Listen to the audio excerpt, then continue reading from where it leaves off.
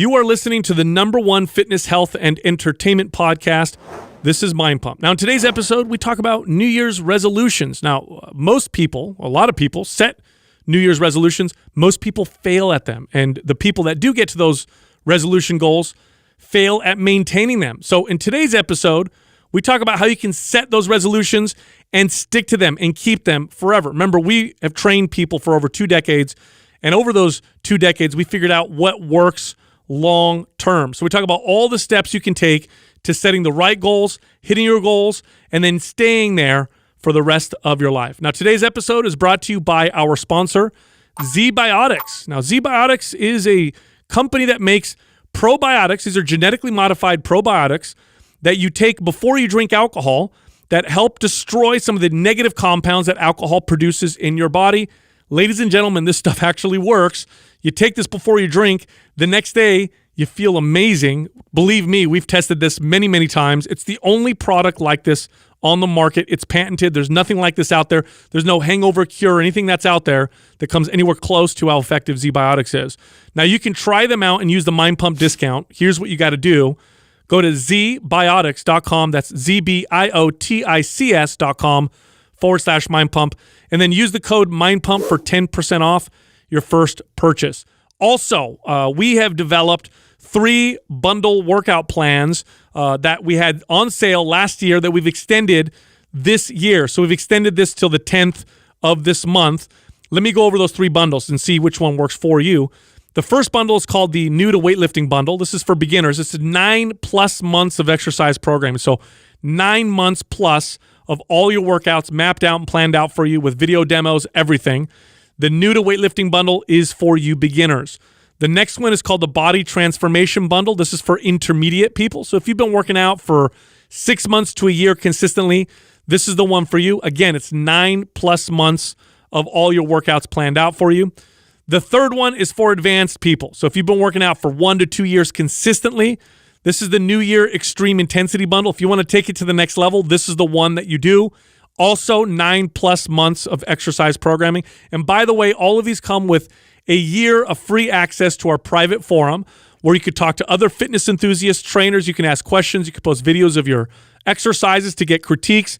You can get in debates about fitness and nutrition. And you can also find your favorite fitness hosts, myself, Adam, and Justin on there as well. So those are included with any of those bundles. 1 year of free access to that private forum. So here's how you sign up.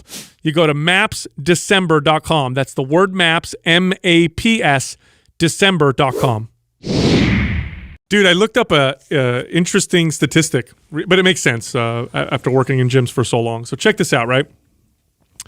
45%, so almost 50% of Americans make a New Year's resolution every single year. Good, and that's mostly fitness resolutions. By far, the most common New Year's resolution is to get in shape, lose weight. Is it still 1 and 2 lose weight and cigarettes? Yeah, I was gonna say cigarettes or alcohol or #1 fitness by far. It's like the vast majority, and then I think that those are the other ones. Okay. But 45%, almost half of everybody in America. So you're talking 150+ million people. Start a New Year's resolution. Now, here's the crazy stuff, right? Only 25% of those who make resolutions carry the resolution past the first week of January. First week. Yeah. So almost half drop off after 1 week. I wouldn't surprise me. Wow. What percentage do you think hit the goals? Actually hit their goal? Less than 1%. No, more than 1%. I would guess 10. 8. Oh, that's a good guess, dude. Not bad, that's a good guess. Yes. Take your 10 minus his 1. Right. See? Yeah, what? We Justin work has, together. Justin has 0 faith. I don't have any. He's like 0.5%. I don't have any confidence in anybody, apparently. Yeah, so Sorry, guys. Interesting statistic. Now, working in gyms, because all of us worked in gyms for most of our careers, most of our professional careers, right? I started working in gyms at the age of 18, and January is it's a whole nother animal in the gym space. I mean, you have your normal crowd that comes in, people signing up, people, working out, making goals, happens all year long.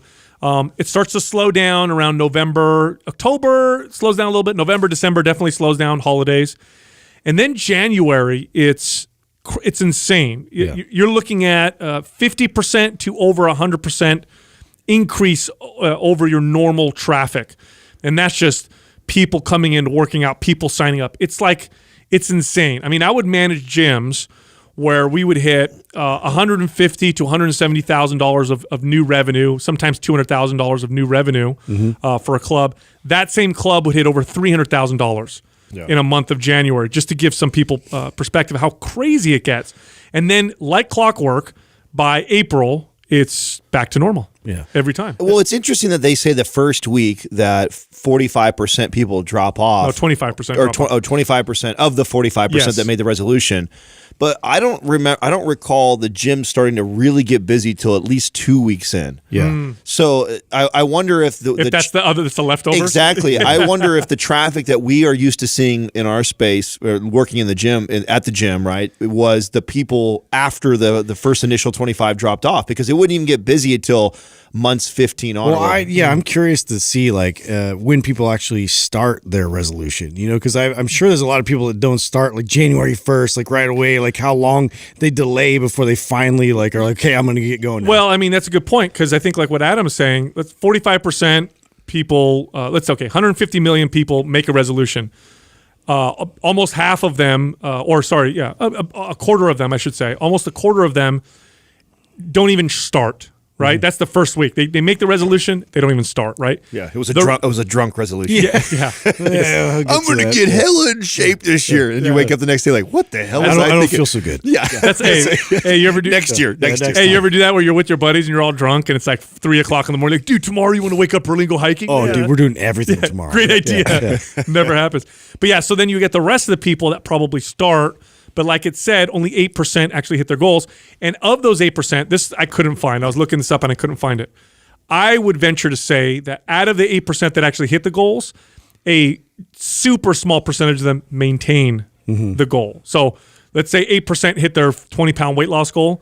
Very, very small percentage of them actually that's maintain the real it. game. I mean, that's the hardest part is sustainability. What can you start with that you can keep going and be able to see all the way through? It really has to be well thought out for that to happen. So I have a theory on why I think that we fail so much, right? I think that it's how unrealistic the goals are. That's got to be the first thing. That to me, the biggest mistake that I think most people make on a New Year's resolution is they swing for the fences. They set some massive goal, and sometimes and I know we're taught like, be very specific. If you're going to set a goal, be very specific about it. But in this case, if you have not been working out, you've not been exercising at all or eating clean or anything like that, and you head into this New Year's resolution, you're like, okay, I'm going to get this fit, I'm going to do all these things, and none of these things you were doing the previous year. I just think you're setting yourself up for failure, at least from the perspective of a coach and a trainer who would help people get in shape and try and maintain shape. You're totally right, because what I used to think was successful as a trainer was just hitting the goal. All right, you got a goal, it's a big goal, fine. Hire me and I'll make sure we get there. Sticking to whatever got you there was impossible. It took me a long time to really self-examine. I know you say this all the time, Adam, where at some point in your career, and I did the same thing, you look back and you say, am I really helping people? Like, half my people don't even hit their goal, and then the ones that do don't stay there. So I think it's important we talk about not only how to hit your goal, but how to not just get to the goal, but maintain it. And I think that there's, after working with people for over 2 decades, I think I know we've talked about this off air. There's definitely some things we figured out in terms of what works not just to get you there, but what works to keep you there. And the first thing you talked about was the unrealistic aspect of goal setting oftentimes. Now, the reason why it's so unrealistic, the reason why we set goals that are unrealistic is some psychological reasons. Number one, when a goal is far away from us, we tend to overestimate, right? So if a psychologist takes a group of people and says, if they do a study and they say, what can you do 2 years from now? The goals are crazy and lofty. The closer it gets to today, the more realistic it starts to get. When they say, what can you do a month from now? Like, I don't know. I don't know if I can do too much a month from now. But 2 years from now, I definitely can do a lot. So I think that's number one. And the second one is the state of mind that we do it in. When it's a new year, right? The calendar changes. It's a brand new year. That's it. I'm going to be a different person. We're in this motivated state of mind. And we have a tendency when we're in a motivated state of mind, it's, you know what it's like? My kids do this all the time. It really annoys me. You're super hungry, so you order way too much food at the restaurant. Yeah. Your state of mind is hunger. Right. So everything looks good. And then you order way too much food, and then you sit there and you're full, and half of the food is sitting there. In that super hyper motivated state of mind, making a goal, you have to be mindful of the fact that you're in a state of mind that you're not going to be in all year long. Well, don't forget, the goal can change, right? So, I mean, I like the idea That's a good point. of setting like a long-term goal, but making short-term decisions based off that goal. So maybe you have this massive goal of, I want to lose 50 or 100 pounds at one point. That's fine, but you're not going to focus on that. You're going to focus on the short-term decisions. What, like you said, what can I do tomorrow? And you set these small goals, like, hey, if I haven't strung a 1 month in of lifting 2 times or 3 times in a month, that's a good place to start. That's a really good place just to start. Instead of going like, okay, I'm super motivated. I'm I hate the way I look. I'm going to change that. 2020 was a shit year. It's going to be great. I'm going to the gym every day this week, and like going out the gates with something so extreme from where you were just 2 months ago. Like, start off with a very simple, small goal and start to build wins and build on that. Yeah, here's the exercise I used to have my clients do. I would say, what is it? Give me a goal that you have that you think you can that you can do forever. And what I mean by that is not necessarily the end point, lose 30 pounds, but rather the behaviors. Okay, you want to start working out 5 days a week. Do you think you can maintain that forever? When you say forever, people tend to be a little bit more realistic. Like, well, They backpedal a little bit. yes. So what can you do now? What's a change you can do now? That's challenging. That's the whole purpose of setting a goal. It's got to be meaningful. It's got to be challenging. But what can you change now that you think realistically you can do forever? That's a better way to set a goal. And usually what it looks like is way less than what you thought, right? So if you're not working out right now, and I say to you, how many days a week can you work out starting now that you know you can maintain forever starting now? It usually looks like 1 day a week or 2 days a week. Definitely doesn't look like 5 or 6 days a week. So realistic, you have to set the most realistic goal first. Well, another reason why I think this is really challenging is that what happens during this time, we talked about what happened in the gym space, right? So the marketing that gets pushed in January, I mean, it's like, I think most companies that are fitness companies front load all of their marketing to this time right now because they know that. They know these are goals. And so what you have to, as a consumer or somebody who's wanting to get into fitness or somebody that's wanting to pursue their fitness goal, is you have to be aware of the marketing that's going to be coming your way in the next few days, few weeks, and month leading up. And all of it is centered around quick results. Yeah, if your marketing budget, if you're in the weight loss space, the diet space, the health fitness space, a huge chunk of your marketing budget is for January. In fact, did you guys see Planet Fitness sponsoring all the New Year's resolution Which or is the New really Year's? smart. I mean, that's their ball drops. demographic, right? I was watching that and I was what I was taken back by was, wow, why did not any of the other big chains think of this first? Smart. Yeah, why did Planet Fitness be the first one? I mean, obviously, the number one New Year's resolution is weight loss. So the fact that and 90% of the people were watching the ball drop, right, on New Year's Eve, why would you not, if you're a fitness company, market like crazy? Super smart. So I would say this, really, when you're just getting started, you have a goal, be careful for the gimmicks. If it sounds too good to be true, it is. I promise you it is. There is no weight loss pill. There is no miracle diet. And there is no special workout that's going to magically make your body change quickly, effortlessly, and easily. It's just not going to happen. There's just going to be so much of that out in the environment right now. Like, it's just going to be all over social media. It's going to be all over the TV. Everybody wants you to basically shuttle your momentum into, their product or their quick fix, way to approach it. So yeah, you definitely have to be conscious of a lot of these like short-term, 30-day, I'm going to lose all this weight and turn my whole life around. You got to be very conscious that's going to be thrown at you. Right, and you're navigating to something that you might have never achieved before, which is permanent health and fitness. Not I was lean before and now I'm at overweight. You've obviously, this is your goal, you've obviously never achieved permanence with this. So because you're navigating something new, slower is better. If you go too fast, you're going to take a lot of wrong turns, and you're more likely to fail. So take your time and do it one step at a time. Do you guys remember how you used to communicate that slower is better to a client? You remember how, because that was like a hurdle. That was a major hurdle as a trainer. When you get somebody who hires you and they desperately want to get this 30, 40, 50 pounds off, and they say, I want to do it as fast as possible. Do you guys remember that conversation, what that sounded like from your side? Yeah, for me, it was always really trying to communicate the gravity of what they're trying to do. You in order to change your body forever, that means you have to change your lifestyle forever. How you eat needs to be changed forever, and your activity level needs to be changed forever. Those are not small things. And in order to change fundamental aspects of your life, big things of your life, it just doesn't. There's nothing that we do that changes overnight that way. So that would be the way I'd talk to them and say, listen, this is a big deal when we're talking about forever results. So if it can't be done permanently and fast. It just can't be done that way. I tried to paint the picture of what they were doing activity wise and what they're doing cardio wise and what they were eating and, how many calories that was like, once they achieved that quick sort of fixed goal. Is that something that you're willing to live with? Is that something that sounds like you can sustain and you can keep repeating that process long term? Or is there something, I can show you another way where we can build to get you to your goal. It's going to take a bit longer, but it's going to be something that you can last forever. I used to give them this extreme analogy, right? So if someone came in and no matter, obviously depending on the weight amount, I'd have to extend this analogy, but it tended to get the picture across, right? Which was, if you came in and you said, I want to lose 30 pounds as fast as possible or 50 pounds as fast as possible, I said, well, that's actually really easy to do. If all you want to stop eating and get on the treadmill. Exactly what. So what I would say to them is jump in the sauna. So if all you care about is losing those 30 pounds, it's actually not as hard as you think it is. So stop eating for the next 2 months.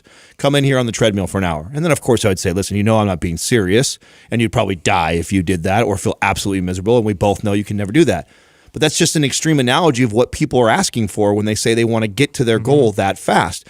Maybe we won't go to that extreme, but we'll fall somewhere on that spectrum of doing things unhealthy and unrealistic and without you being able to maintain it for the rest of your life. So if you care about changing this, losing this weight, and then maintaining it for the rest of your life, there's a better way to do it. But if all you care about is losing 30 pounds, well, then you go that extreme route. But the more extreme you go, the more unrealistic it is that you'll maintain it for the rest of your life. Totally. Now, the next thing to focus on here is really about making a plan. And it's interesting how few people, when they set a goal, don't go about setting or creating the plan. They'll say, I want to save this much money.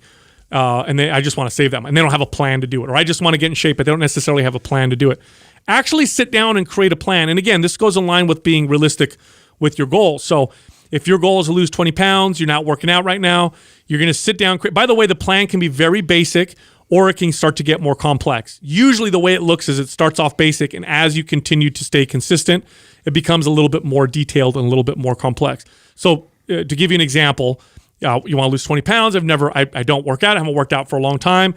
Okay, let me sit down. Let me see what I can do. Can I realistically exercise every single week for the rest of my life, 3 days a week? And then, have that thought with myself. And I think, no, I don't think that. I think that might be too much. How about 2 days a week? I think I can do 2 days a week. So that's one part of the plan. 2 days a week, I'm going to exercise, and I'm going to stick to. And now, here's the next part of the plan. What days are they going to be? This is important, okay? Because working with clients, again, a loose 2 days a week versus a specific 2 days a week. The people who tend to have specifics tend to be more consistent. Pick the 2 days, pick the time, and then within those times, say, what am I going to do on those 2 days? And here you can get as detailed as you want. You could follow programs, or you could say something like, I'm going to walk for 20 minutes, and then I'm going to do some resistance training for another 20 minutes. It's going to be on Mondays at 3 p.m. and Thursdays at 8 a.m. or whatever.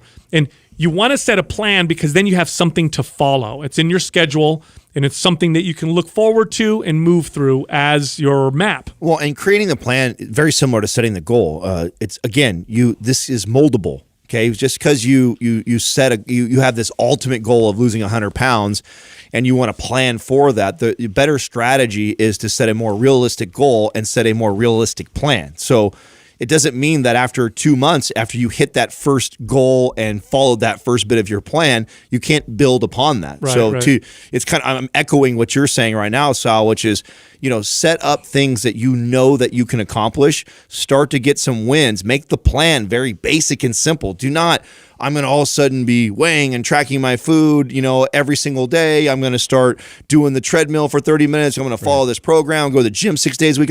Don't add all this stuff. Start off with a very simple plan that is better than the plan that you had 2 months ago. And then as you start to get some wins and create some behaviors, then you can build upon that plan. I've seen a lot of mistakes from some clients that have come in with all of this like excess like momentum that it's going to be really tough to make this day work, but they like try and force their time in on something that really just isn't going to be something that's going to be easy for them to rearrange and to be able to kind of figure out what is something that is like a total win. It's something that's already going to be not that far away from your current schedule is going to be a much better approach. Yeah, and I used to tell my clients that whatever goal we set, whatever plan we set, and it's realistic, make those rocks in your schedule. Okay, so this is again part of the realistic thing. What time on Monday do you think for sure that you can work out? And they'll give me a time, and I'll say, okay, now nothing gets in front of this for now. Let's just keep this as consistent as possible. Make those rocks. Here's another tip: pair activity with other behaviors. This is very successful because other behaviors that you do consistently are things you already do consistently. And when you attach something to it, it serves as a reminder and as an impetus to get you to do those things. So here's an example, one of my favorites. Walk 10 minutes after breakfast, lunch, and dinner. So that's 30 minutes of walking a day that you're not doing right now, 30 minutes of cardiovascular activity.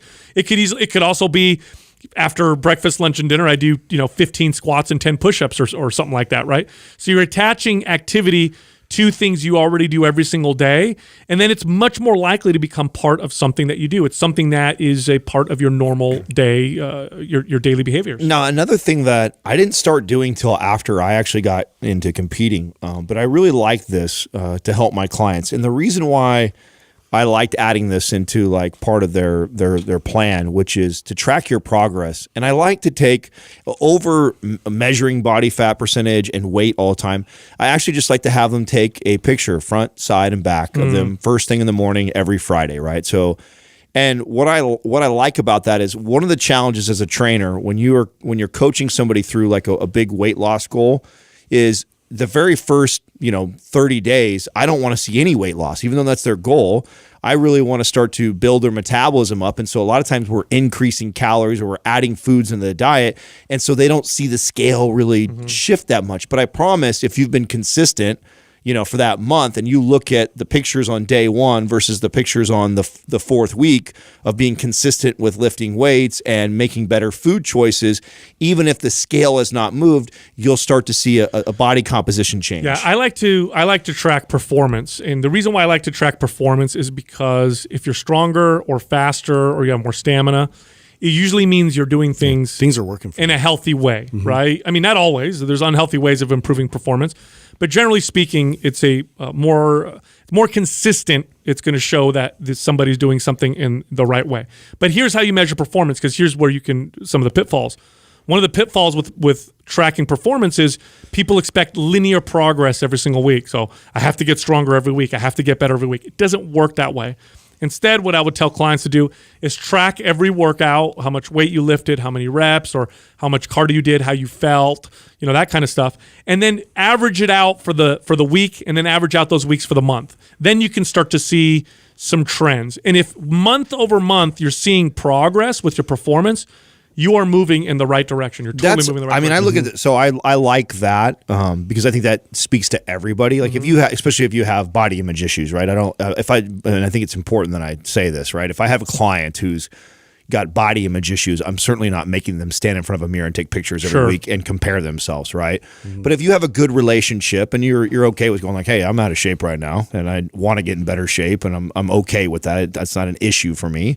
I think that there's a lot of value in the pictures. The strength thing is I think the easy one that everybody is okay with and probably a better focus for most people.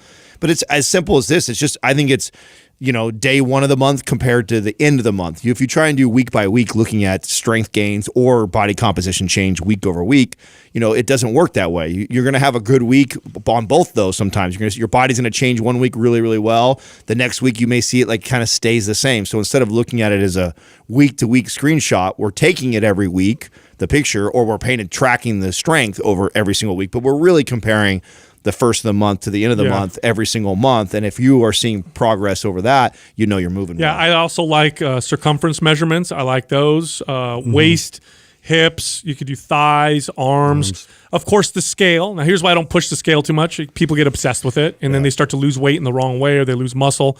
So you want to use by the way, the best thing to do if you really want to get more specific with tracking is to use more than one method, because each method on its own, you can actually start to game it, and you won't realize you're gaming it, but you start to game it, right? If you just want to lose weight, you'll start finding yourself starving yourself a little more. If you're just trying to gain weight, you'll find yourself stuffing yourself a little more. If it's just strength, you might start to cheat in your exercises, right? With circumference, you might start to suck in your stomach a little more. But if you have 3 things that you track and you can start to see the trends on all of them, it's more likely to paint an accurate picture. I've seen actually some cool apps now that they offer where you can take pictures of yourself and you can actually see over a timeline, a time span, like just, like a video of how your body's been kind of morphing. Pretty cool. That's cool. Yeah. Now, here's the thing with tracking your progress. This is very, very effective early on in your journey. But eventually, in your long-term journey, it's not something you really use all the time. Like, I don't track my progress anymore unless I have more of a specific goal. So keep that in mind. It's okay to drop off on the tracking once you find yourself in this really good and smooth rhythm. Which actually brings me to the next point, which I think this is very important. One of the biggest challenges, I should say, with people hitting their goals is just they're not consistent. I know that sounds obvious. It's a lot of people listening are like, well, duh. But knowing that, I think it's important to create a strategy to improve your accountability. There are things you can do that have been shown statistically, and things that I've observed in my clients, that dramatically improve accountability. For example, when you set yourself up with a goal, the more people you tell, and the more likely you are to actually stick to what you need to do to hit that goal. So if you just keep it to yourself, we let ourselves down very easily, right? I can promise myself things all the time, and then be okay with it because I forgive myself. It's not a big deal. But if I promise, Adam or Justin or Doug or my wife or someone else that I'm going to do something, I'm much more likely to stay consistent because I don't want to let them down. This is a very big deal for me, especially like when I verbalize it, when I say it to somebody else. Like, to me, that's like a bond. That's something that I am working my best to get to exactly what I said I was going to do. So I'm very careful about telling people about that. But if that's something you're really serious about, I definitely think it's a valid strategy to get people rallying behind you. That's funny. I think we're all very similar when it comes to that. Like, I'm like you, Justin. I'm very careful about what I put out there and say because I'm the type of person that if I'm going to say that I'm going to do that, then you're going to do it. I'm going to do it. So I better be careful on what I commit myself to. That was like I tell you that what led to the consistency into competing was I put that out into the Instagram ether. I said that on a platform where at that time probably only hundreds of people were. So your reputation is on the line. Yeah, right? And what I knew was the ultimate goal wasn't a weight loss goal for me. The ultimate goal was to build a business around this social media platform. So I knew if I came out and I said I'm going to do this, and then I didn't, I could just kiss that big goal goodbye because at that point, then I'll lose all credibility. Nobody will believe me anything else that I say. If I say I'm going to do something and then I'm not going to follow through, I'll lose everybody. So there was a lot of pressure that, okay, I said I'm going to do this transformation. I'm documenting it, like I can't stop, or else I'm going to ruin my big goal, which is to build a business. And this is why it's important you carefully pick the people that you tell that are going to help keep you accountable. Right. Tell the people that matter to you, people that support you, people that cheer and celebrate your victories and mourn your losses, right? You don't want to tell somebody that's like, you don't want to tell your jealous friend exactly. about your goal because they're going to sabotage you. I've seen this before. I've actually seen this with clients where, such a good point. Where I've had clients who Even are their significant others. Yes, they're working out. Their significant other's not working out, and they're kind of jealous about them working out. And then their significant other's like, oh, it's okay if we eat out. Oh, if you miss a workout, not a big deal, because they're sabotaging them. So tell people you know that matter, that celebrate your victories. Tell those people and have a serious conversation. Hey, listen, I have this goal I want to accomplish. I'm telling you because you're somebody I don't want to let down, and I want help with remaining accountable. And again, studies show that this actually works. Just telling people actually makes a big difference. By the way, this is one of the reasons, not all the reasons, but one of the reasons why hiring a trainer or a coach is so successful. When you look at people reaching their goals, their fitness goals, when they hire a trainer versus when they don't, obviously you have someone who knows what they're doing, teaching them to exercise properly, all that stuff. But a big part of that is the accountability. They know that the trainer's waiting for them at 6 o'clock on Tuesday to train them. I don't feel like working out. I can't cancel my session. So and so's waiting for me. I got to show up. Makes a big difference. Oh, that's why you see a lot of coaches that have coaches for that exact reason. Oh, yeah. It's not a lack of knowledge or experience or know-how for themselves. It's that they know that, man, if I paid for this or I tell somebody else to be there, I'm not going to let them down whether I want to or not, versus if it's just me, real easy for me to go like, I'm fucking tired today. I'll wait till the next day. Yeah, so hiring a trainer or a coach, obviously you're going to get a lot of the value of their knowledge, which is I can't speak more to that. There's so much value there in just that. But then the accountability. This is a trainer and a coach, especially if you hire a good one. They know how to keep people motivated, inspired. They know how to take people through the process. So it does make a very big difference to hire somebody that's good. Along the lines of accountability, this is another thing that I like this too. And I know that we've kind of bashed it early on, but I used this strategy a lot, which was the prepping.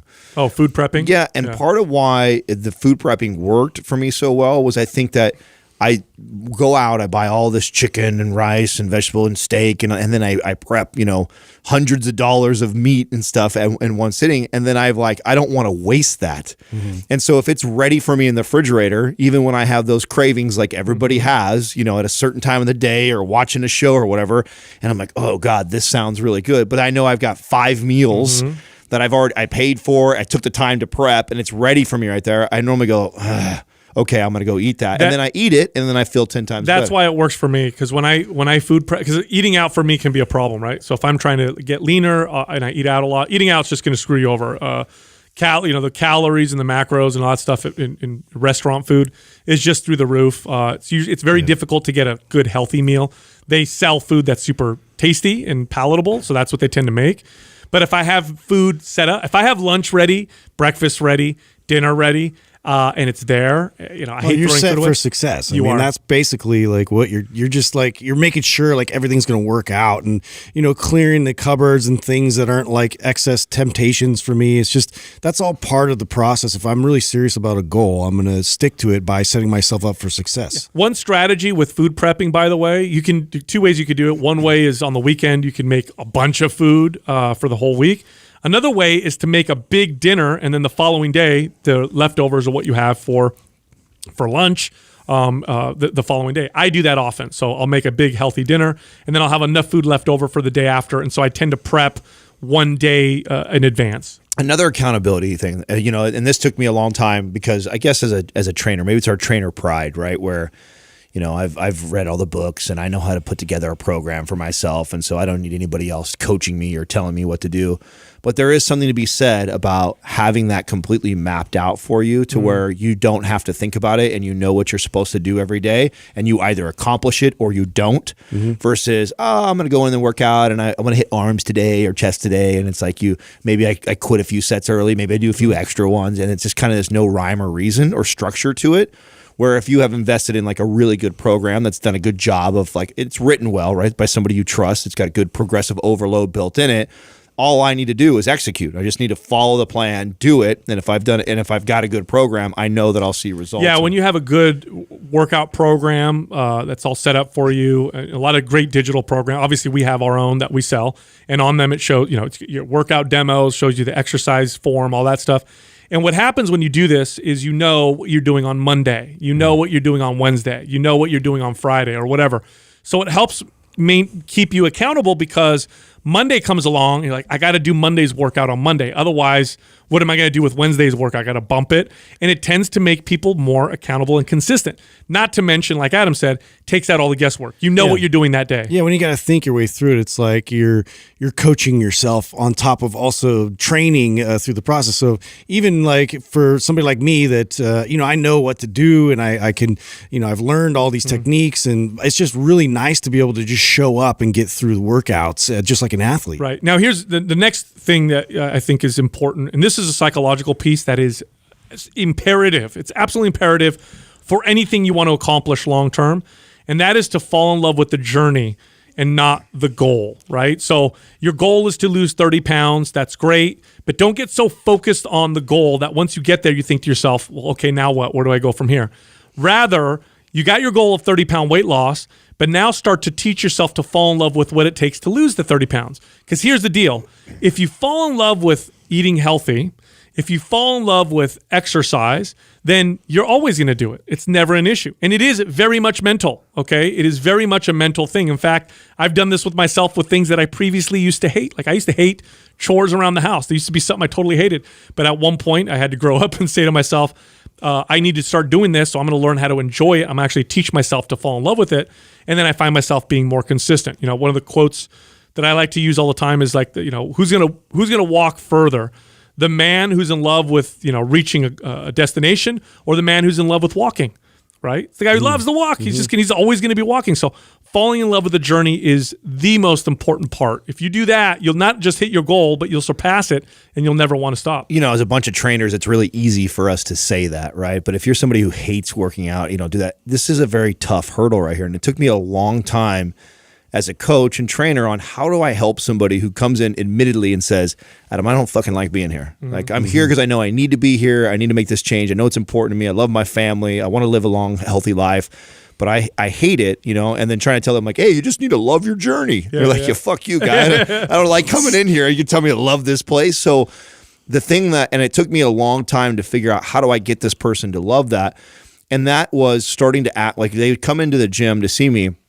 And we would no longer talk about their goal. We would never talk about building the 5 pounds of muscle or losing the 50 pounds of fat or running faster, all the goals that they set for their New Year's resolution. I quit talking about that, and I started to make all the connections in all the other aspects of their life. So if I just told them like, hey, let's start eating this way, I add something to their diet, like I say I do with a new client. I'd add something in their diet, and then I would see them the next time in our training session, and instead of going like, how's your day going and all the other bullshit stuff, I'd be like, hey, how was your digestion? Did you notice, or how did you sleep, or how was your energy levels? And as they'd say, oh, I've been good, or I'm fine, or I noticed this, or my stool's all normal, and then I would connect it with the behaviors that we were starting to implement, whether that be eating behaviors or that be training. Like, oh yeah, I noticed that I feel really good when I do this. Oh, that's the exercises that we did the last week. It's starting to make connections with their day-to-day activities with the work that we were putting in the gym. Yeah, a big one is the stress relief that you get from exercise. I think when people hate exercise, to them it's a stress. Like, oh, I know I need to lose 30 pounds. I got to go work out, right? So I would help my clients and say, okay, how do you feel before the workout and how do you feel after? And pay attention to that. And of course, if you work out properly, by the way, if you do a good workout, a proper and appropriate workout, you should feel better at the end. You should not feel like you want to throw up or crawl to your car. You should feel more energized at the end of your workout. So when I would train people at the very end, I'd say, how do you feel now versus how you feel when you came in? And they'd say, oh man, I feel way more energized. I feel really good. And I would ask them that for a while. And eventually they would get to the point where they'd be like, you know what? I want to have that after workout feeling. I'm feeling crummy right now. I want to have a workout, an appropriate workout that makes me feel good. So once you fall in love with that, it's like you're done. And there's other things too, like your relationships with your family and the things that you get done around the house and your productivity and work. There's so many things that I don't think I really noticed and connected before. I mean, I noticed again right now, right? We're ramping up our own consistency, and am I just a better partner and husband at home. Like I'm in a better mood. Like I'm just more positive. Balanced. Yeah. If Katrina asked for something that I have to like get up and go do, like when I'm in like this November, like Thanksgiving time lazy mode, and she's like hits me when I'm sitting down watching football, like, hey, could you go do this in the garage? I'm like, grumbling as I go downstairs to do it, or I'm like, I'll get to it later. Where when I'm on my kick and I'm training, like I feel like I have so much more energy that when those things, I'll get up and go do it on my own, or I'll find myself just assisting her and helping her. A lot of times we just don't make that connection. We don't realize it's just from that. You don't realize it from that. You just think, oh, I'm in a better mood today or whatever, but you don't realize where that came from, that the root cause of that was because you train and you've been consistent with your eating and you've been good with your workout. You're so right, because we tend to only pay attention to the physical changes. Right. I'm more muscular, I'm leaner, I look better. But exercise, proper exercise and nutrition literally positively affects everything. Everything. Your mood, your attitude, your skin, your hair, your nails, your sleep, your libido, your productivity, how much sharper. I had one guy once. Confidence. Oh, yeah, confidence. I had a client once that I trained who hated working out, right? He was he owned his own business, self-made millionaire, very successful guy, hated working out, but he did it anyway. He was one of those disciplined guys. I'll just do what I hate because I have to. And I remember one day, this is after, 6 months of training, he comes to me and he says, hey, Sal, I just noticed something. He goes, since I started working out and since my fitness has improved, he goes, I'm a way better, and he did sales. He did a lot of sales. He goes, I'm a way better salesperson. I said, oh, really? He goes, oh, yeah. When I'm in front of a potential customer, he's like, I have this energy and confidence. He goes, I'm way more effective. You think that guy wanted to stop working out? The guy who loved to sell products and build his business? No, because he's connected exercise to making him better at the stuff that he loved doing. And this is something that you can do if you just pay attention. You got to build those associations. You just got to pay attention. And now here's the last one. And this is important. This is an important thing to understand, okay? Most of you, 99% of you listening right now, if you get on this resolution and you follow all the steps we just said, you're going to stumble.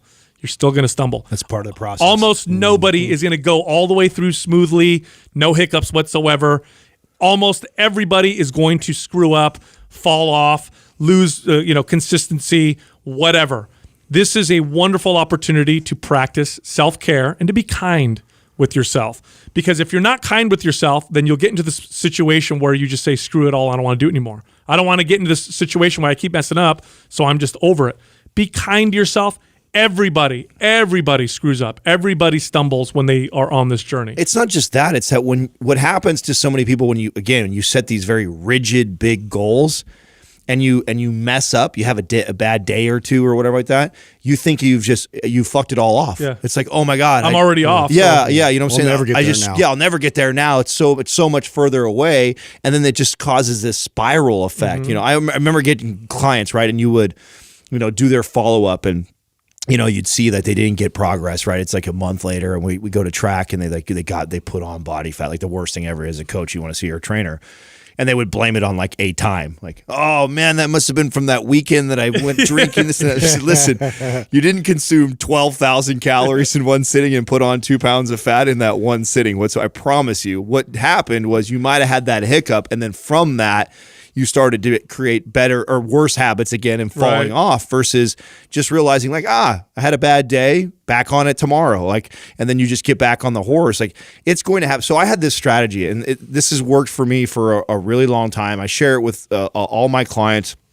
And so I would compete with myself. And the way I would compete with myself is I would consider what I consider a perfect day is, eating well all day long, getting my training in.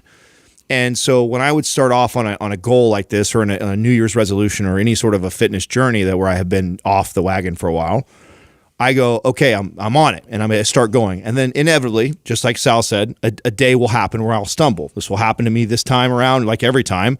When what I do is I go, okay, how many days was that? Oh, I made 12 in a row without a single stumble. So my new goal is to beat that. Is 13 days. Brilliant. Can I get to 13 days? And then, of course, what ends up happening on day 13, I normally can make 14, 15, or 16. And then day 17, a stumble happens. Okay, new goal. Can I make 18 days? And what ends up happening is that just keeps compounding. Then before you know it, you've been able to string a whole month or 2 months in a row without even messing up. But you don't stress yourself out on it. You say, hey, man, that was, instead I celebrate that. Like, oh, shit, I went a whole 12 days without a single stumble. That's cool. Okay, let's try and make 13 now. And it's so much more encouraging looking at it as a positive thing that when you have that stumble, because we know it's inevitable. Mm-hmm. So when it happens, look at it as like, okay, I got this many in a row. Let's see if I can beat that. See, and if you're not kind to yourself, here's what it looks like. And this may be you. This is probably you the last time that you quote unquote screwed up, right? Instead of having, one Oreo cookie, you had a whole sleeve of Oreo cookies. Yeah. Or one, scoop of ice cream, you went nuts and ate the whole pint.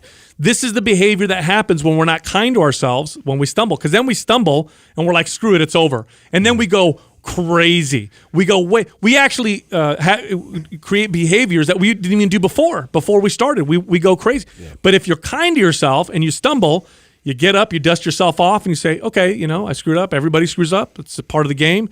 Let's get back on it, and let's see what happens. Let's beat what we did last time. I love that strategy, Adam.